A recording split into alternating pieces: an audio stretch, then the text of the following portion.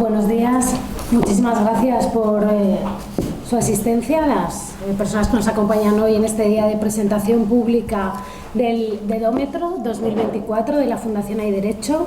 Soy Safira Cantos, la directora general de la Fundación Hay Derecho, y me acompañan a mi izquierda Elisa de la Nuez, que es abogada en ejercicio y abogada del Estado en excedencia y ha sido la directora de la investigación. Es además experta en el análisis con base jurídica de regulación que afecta al Estado de Derecho y a políticas públicas. Y a mi derecha Rafael Rivera, que es ingeniero de telecomunicaciones, es con experiencia en la dirección de tanto entidades del sector público como privado, experto en tecnología y políticas públicas, y que es el responsable del análisis de datos de esta investigación. Yo voy a darles una introducción sobre qué es el Dedómetro. Es, como decía, una investigación que analiza el mérito y la capacidad de los máximos responsables de empresas del sector público. ¿Por qué hacemos este análisis? Pues muy bien, porque el sector público, tal como establece en la propia Constitución española, en los artículos 103 y 23, debe responder a los intereses generales en su gestión, y además se debe salvaguardar no solamente esa vocación de servicio al interés general cuando ha sido el propio legislador el que ha configurado esta serie de entidades que analizamos, entidades que son empresas y organismos reguladores o autoridades independientes, ha determinado que formen parte del sector público precisamente por su importancia, y por tanto deben obedecer a este servicio, a los intereses generales, y estar además sus responsables pues perfilados desde los principios de mérito y capacidad, como establece también el Estatuto Básico del Empleado Público, respondiendo a criterios de idoneidad, y que su evaluación además tenga en cuenta la eficiencia y la responsabilidad en la gestión, así como el control de resultados. Es lo que establece el marco legal, y sin embargo vemos que en la realidad la concreción que se hace de estas cuestiones dista mucho de efectivamente que se pueda responder en la mayoría de los casos a esta exigencia de mérito y capacidad. Para eso, la Fundación Hay Derecho viene haciendo un trabajo que empezó en el año 2020 con la publicación del primer Dedómetro estatal.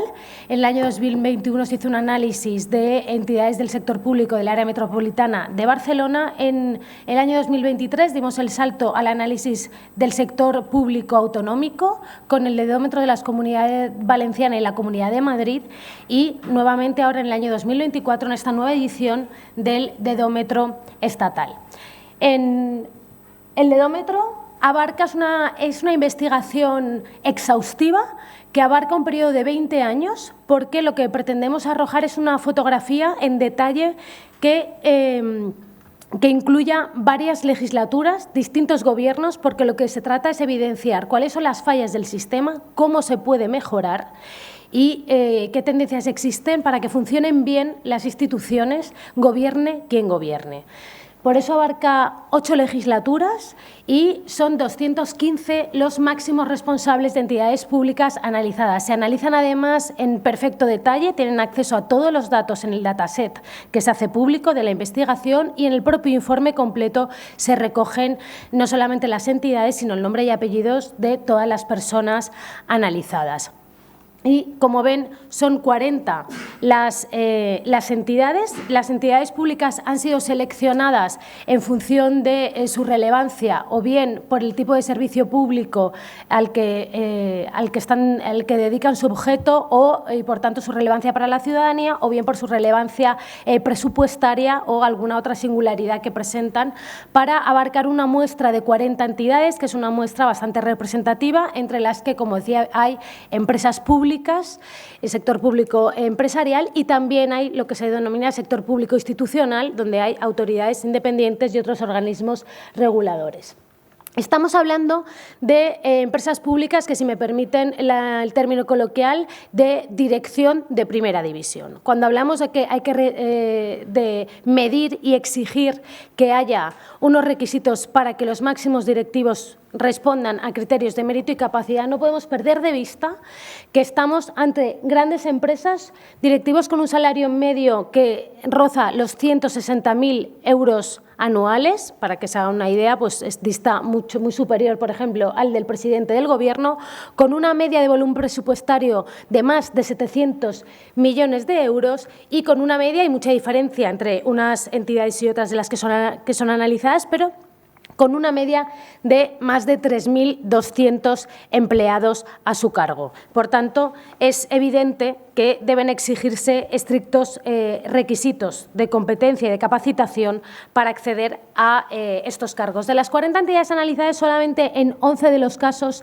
se exige algún tipo de requisito objetivo, o bien en cuanto al procedimiento de selección de los máximos responsables, o bien a los requisitos que deben de cumplir quienes acceden al cargo, y no en todos los casos ni siquiera se cumple en la práctica. Por tanto, nos encontramos que con esta muestra, en tres cuartas partes, no existe ningún tipo de requisito objetivo para acceder al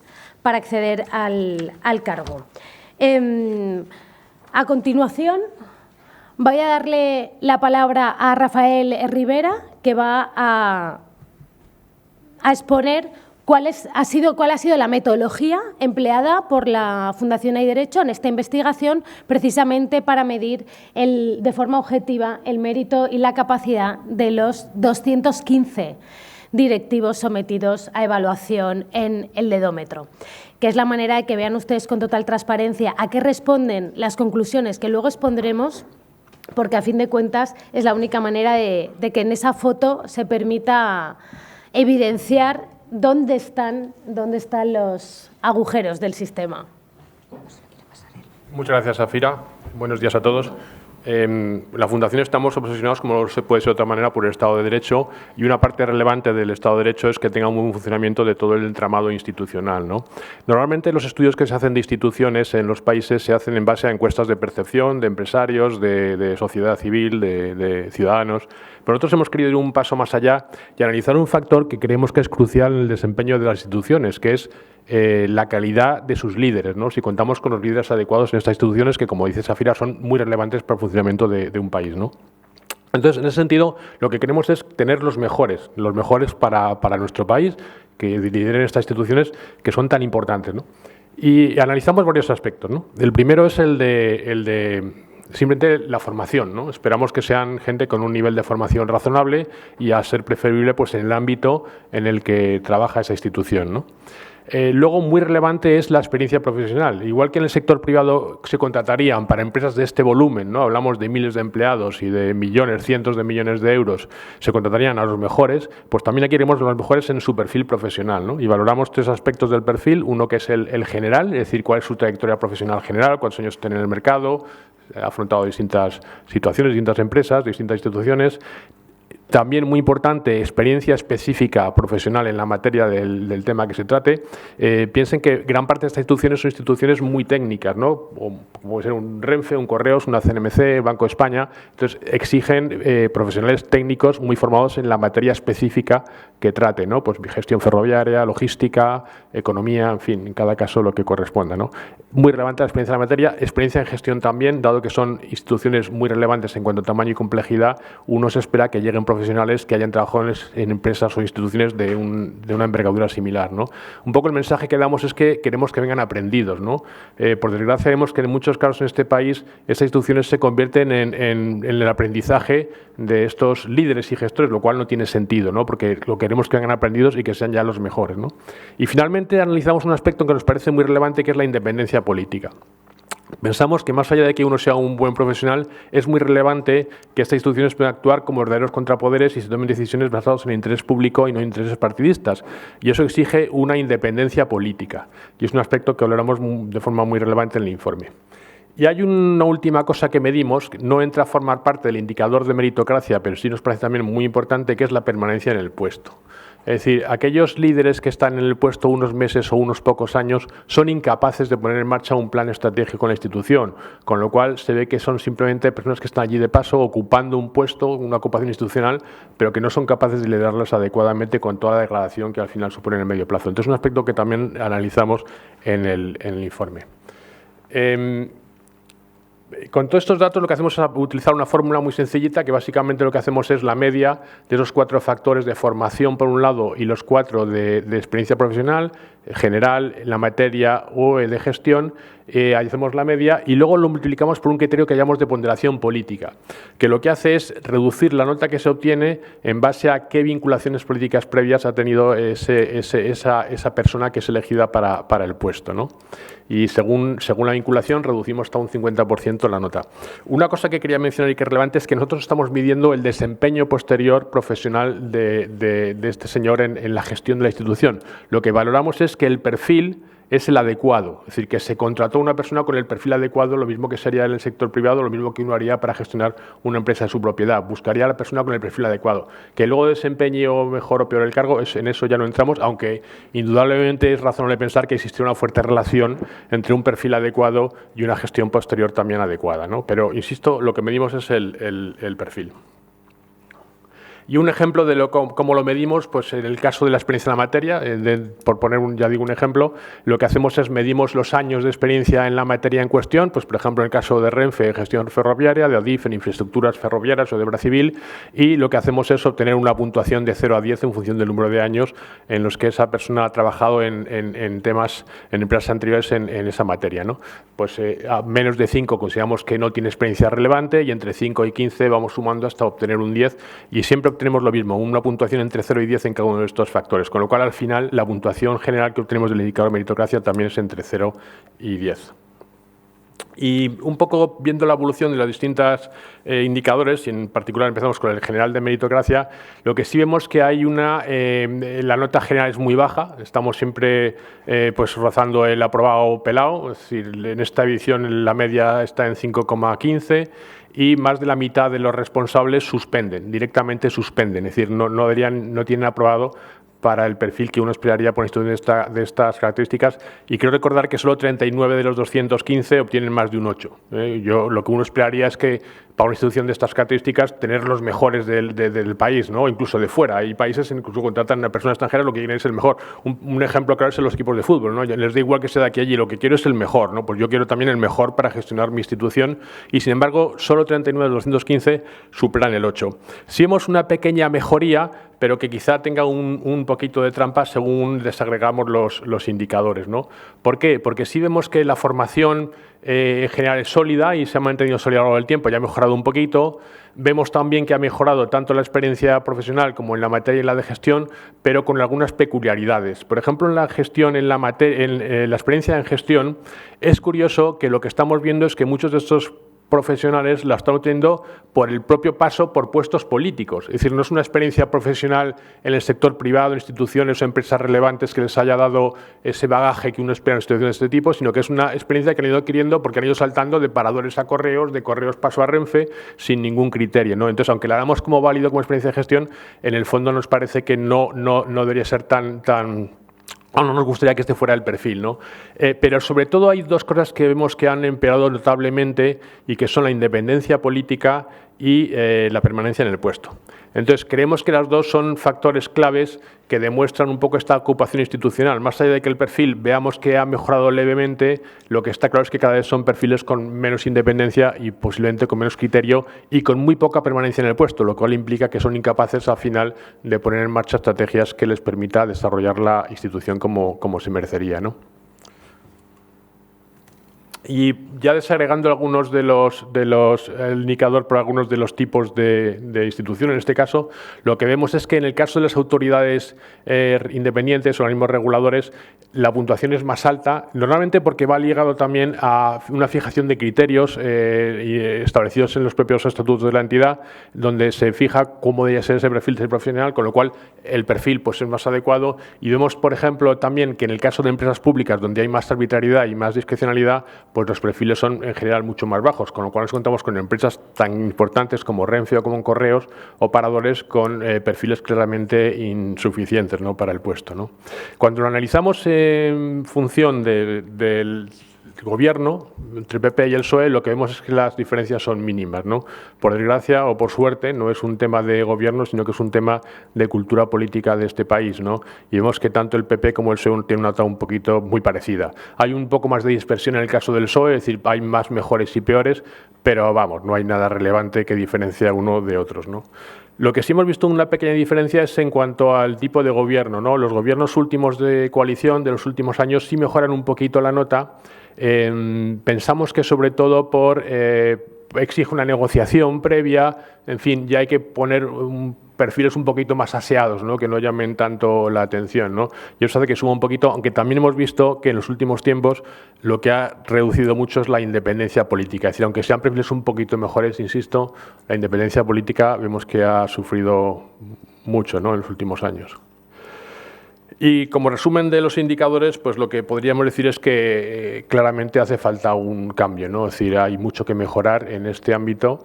Los líderes son claramente poco adecuados en general, salvo autoridades independientes y algún tipo de otra institución. Y además lo que vemos que la ocupación va a más, ¿no? Es decir, cada vez la independencia política es menor y eso pues tiene un impacto grande en lo que es el que la entidad actúe un poco como contrapoder y que tome decisiones en beneficio del bien común, no tanto por intereses partidistas. Y pueden pensar que esto no es relevante, pero es que sí es muy relevante, ¿no? Porque al final, si el entramado institucional de un país va a peor, el país va a peor, ¿no? Y España, claramente, muchos indicadores de renta per cápita, etcétera, etcétera, pues vemos que vamos a la baja y en gran medida pues es por esto, ¿no? Y para terminar quería presentar un par de transparencias más, porque este año hemos hecho una cosa novedosa que hemos medido también la meritocracia por entidad, ¿no? Hemos visto para cada entidad en función de sus líderes cómo era la meritocracia, ¿no? Entonces hemos encontrado un poco, diría que tres grandes grupos, ¿no? Hay unas entidades que diríamos excelentes, ¿no? El Banco de España, la CNMV, son organismos reguladores en general, la AIREF, que tienen notas medias muy altas, tienen buenos profesionales y que además tienen una dispersión muy baja, es decir, que además se mantienen. Los buenos profesionales siempre suelen ser buenos profesionales, lo cual es relevante, ¿no? Porque uno sabe que cuando vaya a una institución de esas tiene un buen profesional.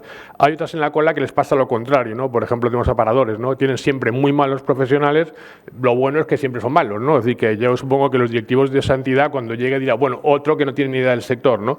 Por lo menos ya sabemos a enfrentarnos. Pero luego vemos que hay una gran mayoría que están en medio, ¿no? Tienen notas en general muy malas también, pero encima una gran dispersión. Es decir, que un día te viene un gestor que sabe del tema y otro día te viene uno que no tiene ni idea, ¿no? Yo creo que eso introduce una tensión adicional a las organizaciones, ¿no? Porque es como que nunca sabes lo que te va a tocar, ¿no? Y es especialmente dañino. Esa dispersión creo que añade al problema que ya tenemos, ¿no? Y finalmente hemos hecho un análisis de la relación entre la meritocracia y la rotación, ¿no? La permanencia en el puesto. Insisto que la permanencia en el puesto creemos que es clave. Es decir, una institución como Correos, un Renfe, necesitan planes estratégicos a medio largo plazo. Es decir, es que es imposible poner en marcha una estrategia razonable en menos de 5 o 6 años, ¿no? Porque son instituciones pesadas, hay que llegar, hay que hacerse con ellas. Y sin embargo vemos que los perfiles rotan con una facilidad pasmosa, ¿no? Entonces, creemos que es muy importante que se fijen planes estratégicos, que haya una evaluación del desempeño, que el directivo se mantenga en el puesto y se está cumpliendo los objetivos que se marcaron. Es decir, que nosotros como ciudadanos veamos que nuestras instituciones están cuidadas, que se sabe qué hacer con ellas, que se trabaja en beneficio de los ciudadanos y que se hace con un plan solvente por detrás. Y eso sin tiempo es imposible. A ellos les da igual, porque como la costa va de ocupar la institución, da lo mismo estar un año o dos. Yo lo ocupo y ahí estoy, ¿no? Y lo que hemos visto además es que hay una relación muy clara entre falta de meritocracia y alta rotación. Es decir, con lo cual aquellas entidades que hemos dicho excelentes se benefician por tener buenos profesionales y porque además permanecen en el tiempo, muchas veces también ligado a que son autoridades independientes, que tienen unos requisitos de tiempo y duración mínimo del mandato, etcétera, etcétera. Vemos que hay un gran núcleo, ven esa nube que hay ahí, que son entidades, instituciones que tienen malos profesionales y encima tienen una altísima rotación, ¿no? Entonces, doblemente se ve perjudicada la institución por no contar con los que necesitan y encima porque no tienen tiempo para hacer nada, ¿no? Paso ahora la palabra a Elisa de la Nuez, que va a entrar en los casos concretos y además destacando que en esta edición hemos destacado tanto casos negativos como casos positivos, porque no solamente se trata de poner el dedo en la llaga de lo que no funciona, sino también poder mostrar de forma relevante qué es lo que sí funciona y que marca el camino. Elisa, por favor. Sí, bueno, muchas gracias. Efectivamente, tomando un poco el relevo, lo primero, matizando algo que ha dicho Safira al principio, de las entidades analizadas, solo 11 tienen requisitos objetivos para acceder al puesto y son las únicas 11 de todas las entidades públicas. Es decir, que así como hemos seleccionado 40, lo que hay que tener claro es que las 11 que tienen requisitos no hay más que 11. Por tanto, en la inmensa mayoría de las entidades del sector público no hay requisitos objetivos para acceder al puesto. Y luego otra idea que ha apuntado Safira al principio, que creo que es muy importante, si se ha elegido una forma pública para una empresa, para prestar bienes al mercado, para hacer una regulación en un caso, en un ámbito de mercado, es porque se piensa que es muy importante para los intereses generales tener ese carácter público. Y lo que llama un poco la atención es que sean, digamos, compatibles, por lo menos en los discursos de nuestros políticos, esta defensa de lo público con que estas entidades públicas se considera como una parte del botín a repartir por todos los partidos. Yo querría destacar esa incoherencia porque si se ha elegido una forma pública es porque se piensa que hay unos intereses generales importantes que defender y, por tanto, habría que cuidar, lógicamente, la selección. Dicho eso, nos vamos a referir, bueno, ya han ido saliendo, ¿no?, algunos casos particularmente negativos que además son consistentes en el tiempo. Este es el caso de Paradores.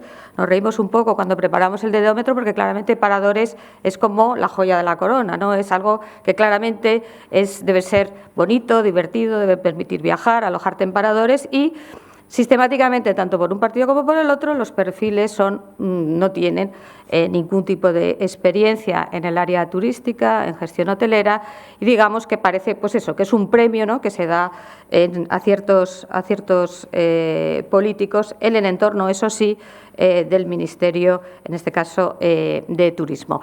¿Por qué es interesante esto? Porque resulta que una exministra de Turismo e Industria pues pasa a ser la presidenta de Paradores cuando deja de ser ministra.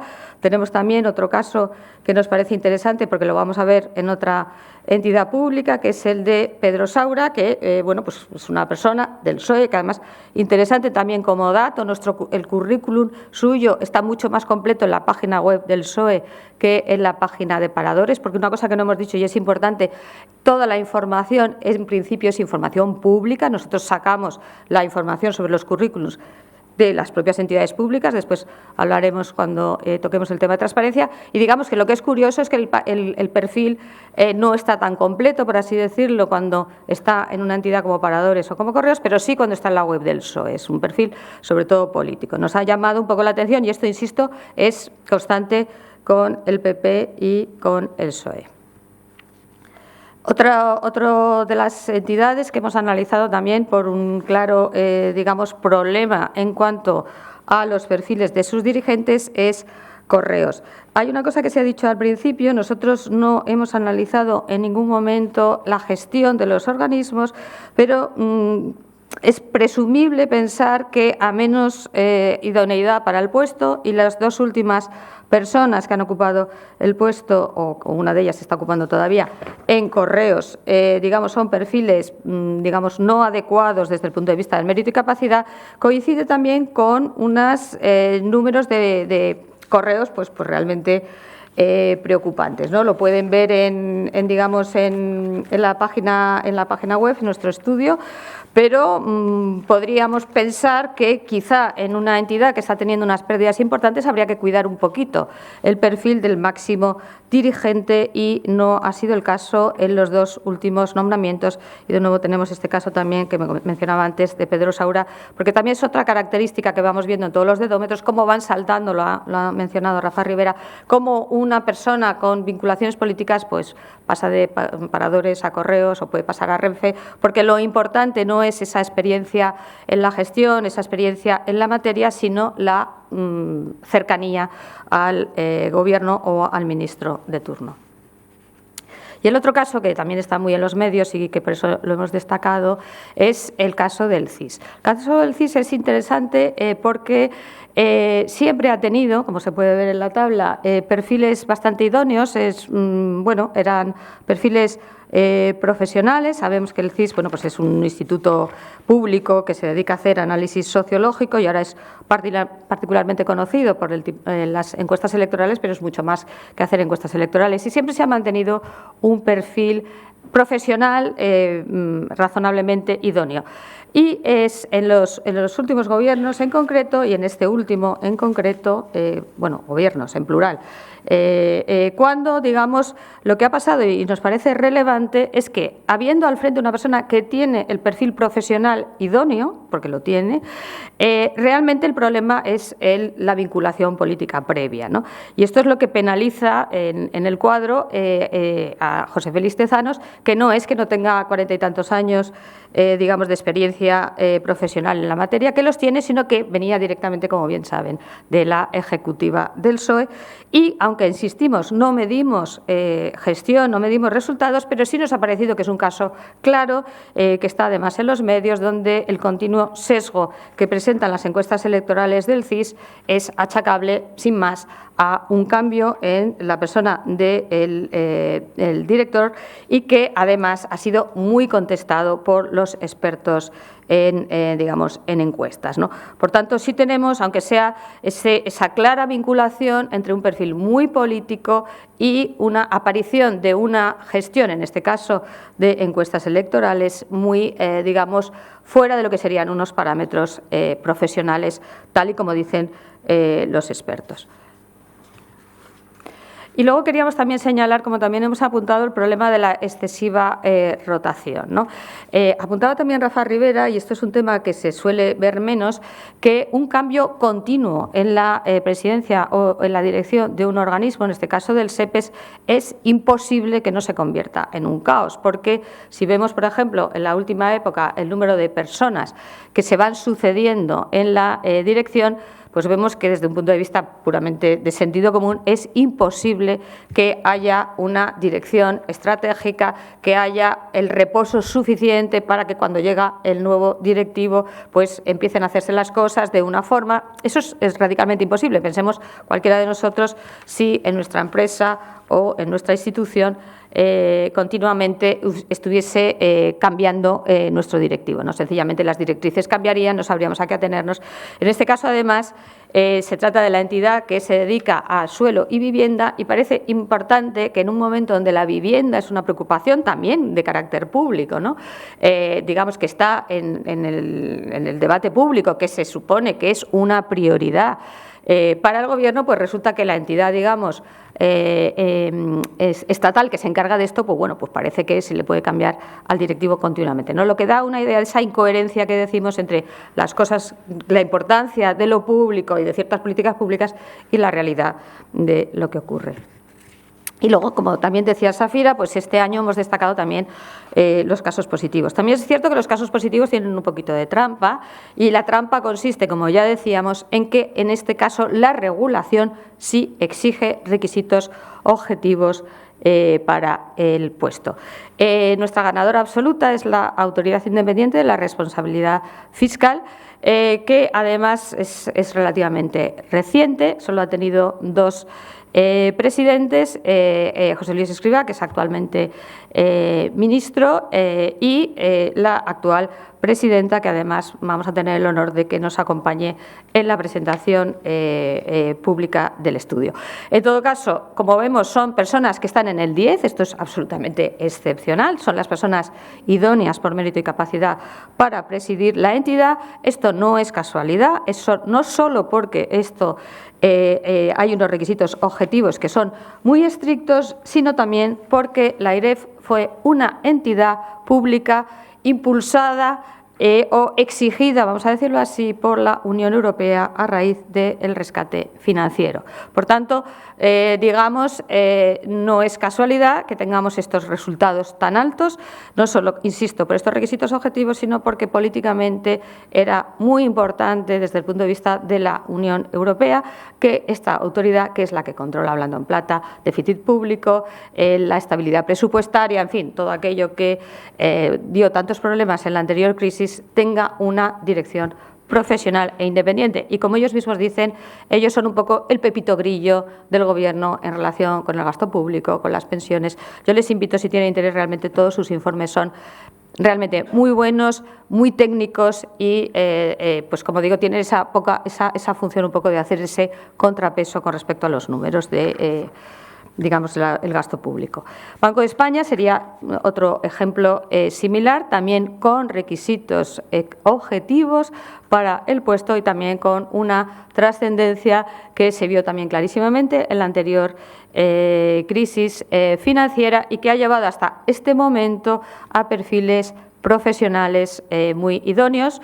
No están tanto en el 10 como la Autoridad Independiente de Responsabilidad Fiscal, pero prácticamente ahí. Y, sin embargo, como sabemos, ahora mismo toca renovar al gobernador del Banco de España y la gran pregunta es si vamos a mantener este nivel de profesionalidad, que sería, a nuestro juicio, imprescindible y, por tanto, también llamaría a estar muy atentos a qué pasa con la renovación o con el nombramiento del nuevo gobernador del Banco de España.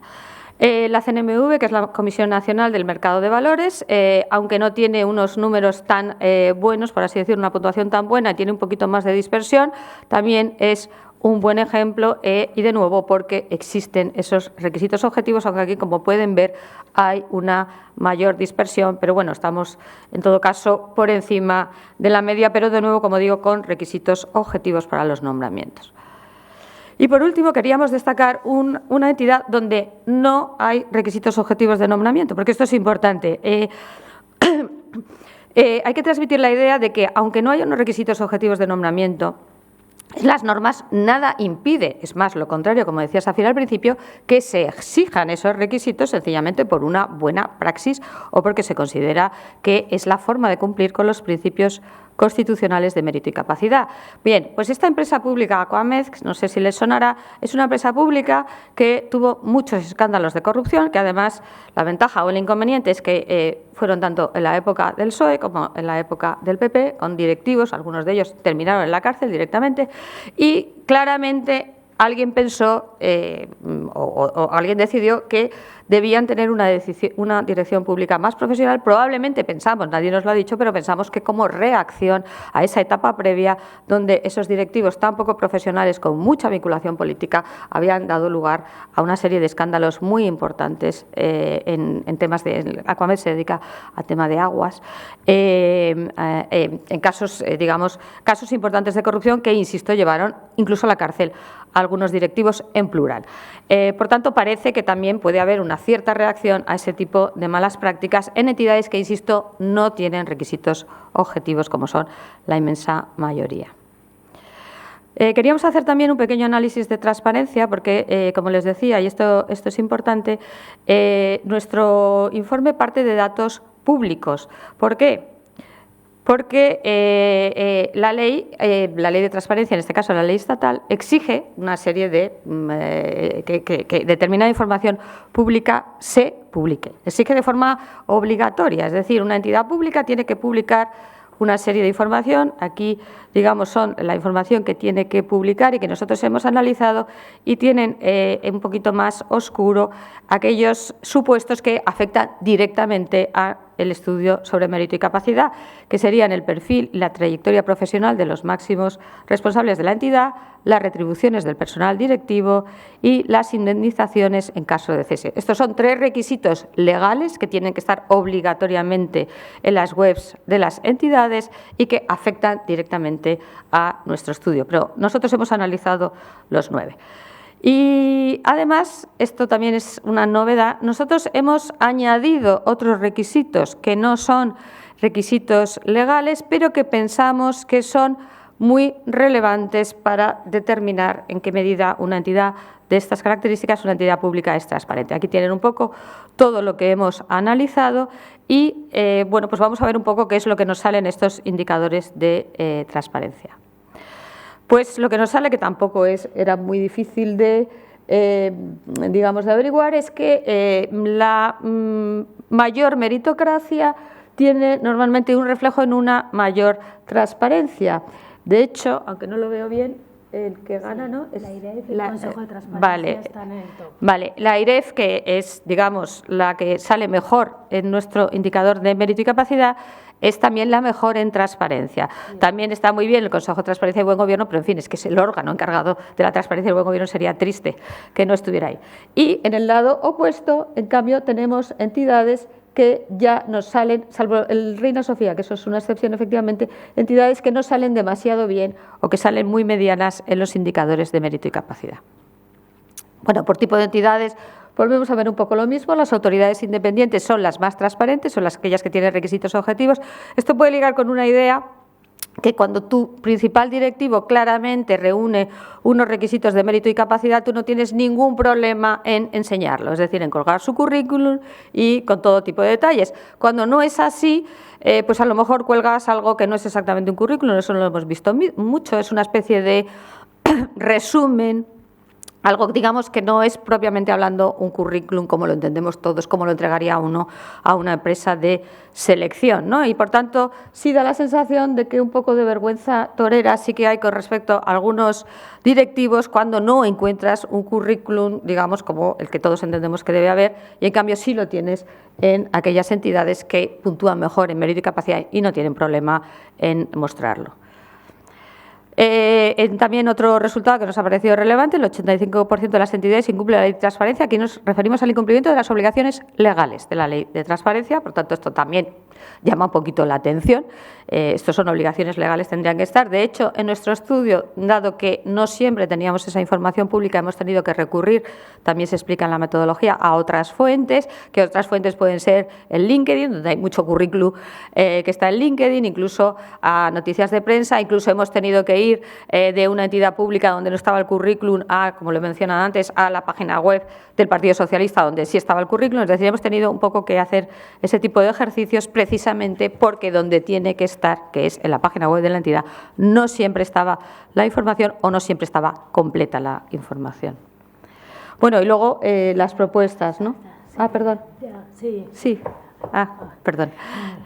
¿Quieres? No, simplemente por terminar, antes de que Safira pase a las propuestas, yo creo que es un poco insistir en la idea de que esto no es en absoluto normal en nuestros países de nuestro entorno.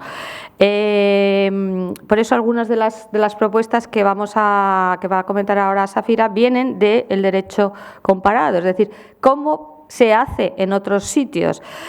Nosotros miramos siempre mucho a Portugal, lo mencionamos mucho porque Portugal es un país que ha mejorado muchísimo sus indicadores institucionales, entre otras cosas en debido a de nuevo a el rescate que ellos tienen en el año, ya no me acuerdo, 2011, 2012, que es un rescate completo, no es un rescate financiero, y entonces una de las exigencias del rescate es poner orden en su sector público y en su administración, es decir, despolitizar, profesionalizar, hacer las cosas de otra manera. Nosotros, como hemos visto, tenemos eso solo para, digamos, la parte del gasto público y del Banco de España, pero no para el sector público. Yo creo que eso hay que mirarlo.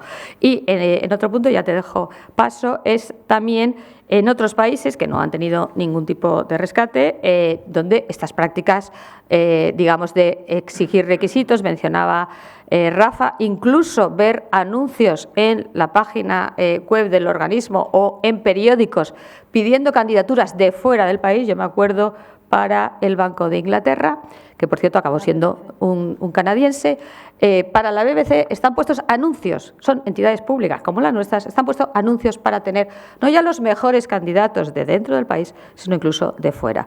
Y otro tema es que una buenísima práctica, aparte de dar publicidad a estos puestos, es abrir procesos de verdad de selección competitivos y transparentes.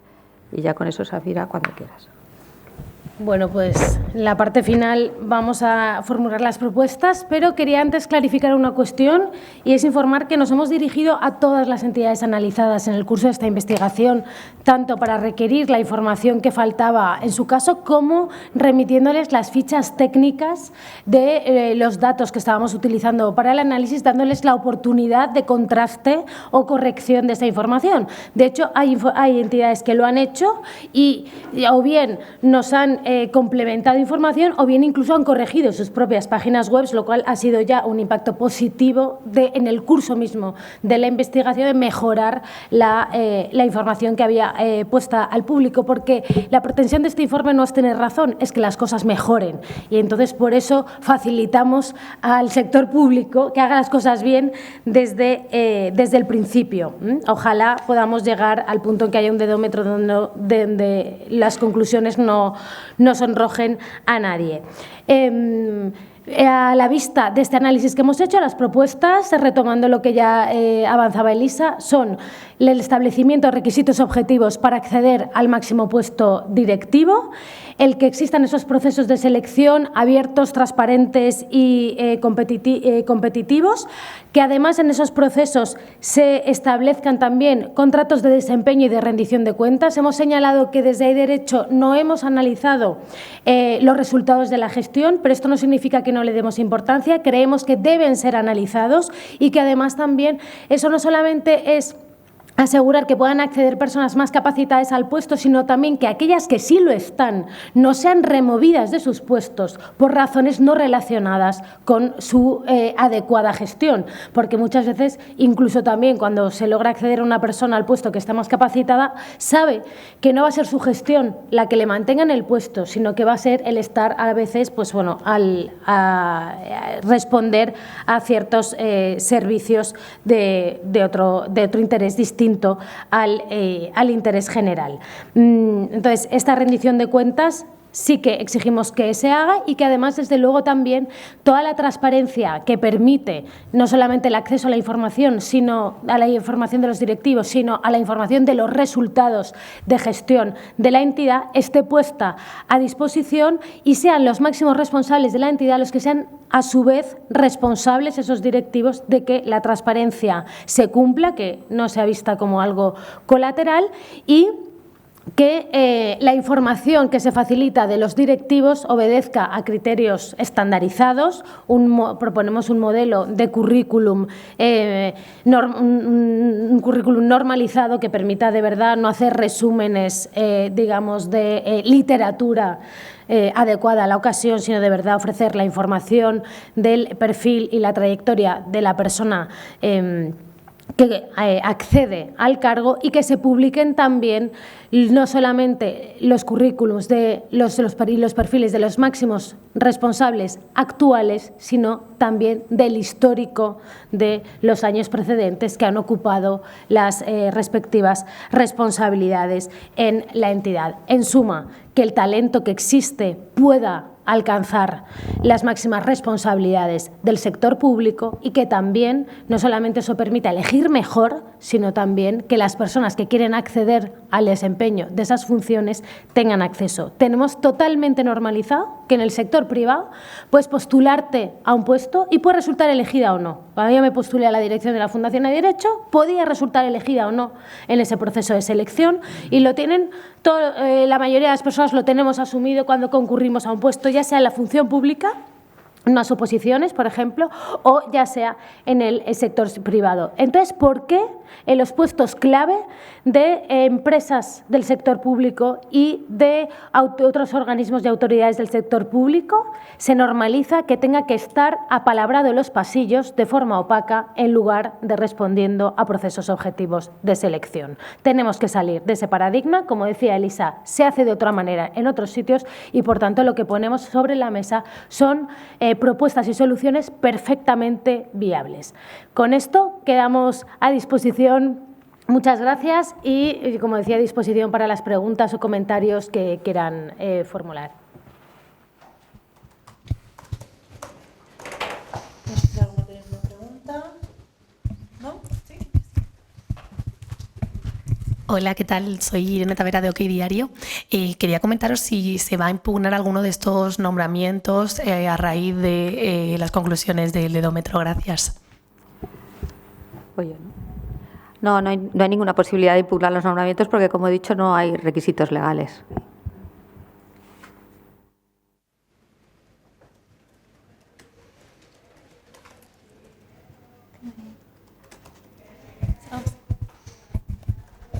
Hola, buenas.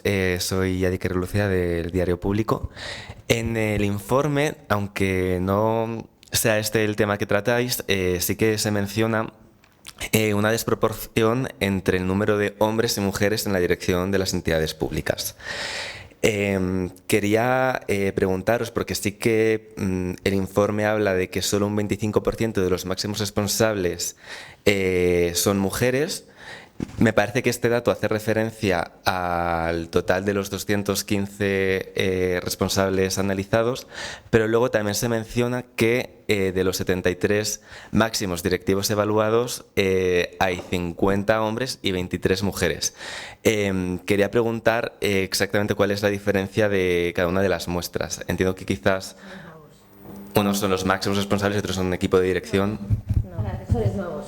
Sí, muy pertinente el contraste del dato, que bien que lo hayas mirado con atención. No, es porque efectivamente hay unos datos que responden al total de la muestra de los 215 y ese otro dato que suma 73 son los nuevos adicionados respecto de la edición del Edómetro de 2020. Entonces, por eso la diferencia del total. Y en relación con este hallazgo que señalas, efectivamente, por un lado, queda en evidencia la desproporción entre hombres y mujeres que acceden a la máxima función de dirección en las entidades del sector público que han sido examinadas, lo cual, pues bueno, es un correlativo también de lo que ocurre en otros sectores de alta dirección.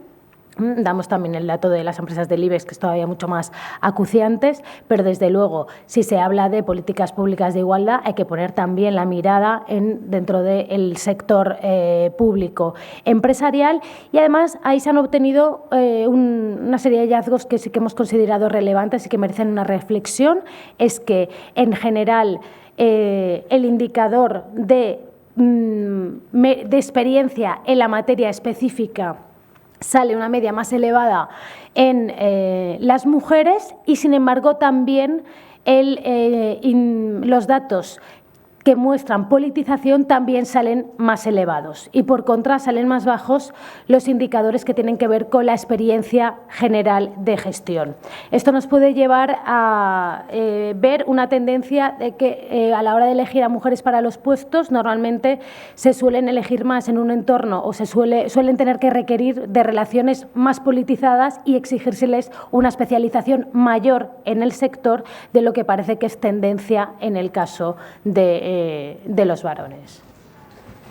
También querría añadir, porque me parece muy interesante y efectivamente lo que nosotros vemos en general cuando analizamos este tipo de requisitos de mérito y capacidad es que a ellas siempre les va a ir mejor cuanto más objetivos son los requisitos, ¿no? Esto lo hemos visto, por ejemplo, en relación con los altos cargos del Poder Judicial, donde es muy claro, con una carrera judicial donde ya la mayoría son mujeres y además ya hay un segmento de mujeres en una edad suficientemente alta como para llegar al Tribunal Supremo o a puestos, digamos, los puestos más importantes. Sin embargo, el déficit de mujeres es muy claro y nuestra, digamos, conclusión es que cuando hay procedimientos objetivos, abiertos, transparentes, ellas se lo tienen más fácil, y cuando hablamos más bien, lo ha dicho Safira de forma elegante, pero hablamos de networking, ¿no?, o de pasillos, ellas lo tienen más complicado. Salvo que respondan a un factor de politización mucho más marcado. Y esto me gustaría, en complemento, ponerlo en relación a lo que he referido al principio, que es el artículo 23 de la Constitución y la igualdad en el acceso a la función pública. Quiero decir que cuando hablamos de llevar a término la igualdad de forma objetiva, pues vemos que tiene un impacto en todas sus dimensiones, ¿no?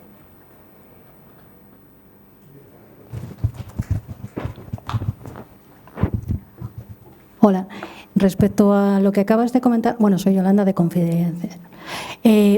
Respecto a lo que acabas de comentar de la justicia, lo cierto es que, bueno, conocemos bastante bien lo que es el ámbito de justicia. Actualmente hay una mayor proporción de mujeres en la carrera judicial, muy amplia, y cada año en la escuela judicial supera el 90%, con lo cual es una proporción amplia. Pero lo cierto es que en los puestos directivos arriba todavía siguen siendo muy pocas. Es cierto que se ha compensado un poco en el Tribunal Constitucional, pero en el Tribunal Supremo siguen siendo pocas, en las audiencias provinciales siguen siendo muy pocas, en los TSJ son 2, o sea, muy poquito. Sí, vamos a explicar que no está aquí. O sea, el ámbito judicial no es objeto de este informe, pero sí que... como lo he sacado yo, sí. En cualquier caso, siempre recordar, por favor, que el Tribunal Constitucional no es Poder Judicial y rigen otras reglas. En el Poder Judicial, totalmente. De hecho, que nosotros también, no en este estudio, pero en otro ámbito, propugnamos también una mucha mayor objetivación de los nombramientos en el Poder Judicial. Como digo, sí concluimos que allí donde los procedimientos son más opacos, hay menos requisitos objetivos y, digamos, hay más esfuerzo, llámalo de lobby, de pasillo, llámalo como quieras, eso les perjudica siempre a las mujeres y los datos son muy claros al respecto, ¿no? Digamos, cuando hay concursos con requisitos objetivos en la carrera judicial, ellas son más. En momento que eso ya vamos a nombramientos discrecionales, punto arbitrarios, punto no se sabe cuáles son los méritos, ellas siempre están penalizadas y eso es muy claro. Y además, como tú bien dices, siendo ellas ya la mayoría de la carrera y ya también estando, porque siempre se nos decía, bueno, ya llegará, no, pues no ha llegado. O sea, las mujeres a partir de 50 años que podrían estar ya aspirando a esos puestos, la realidad es que no llegan tampoco.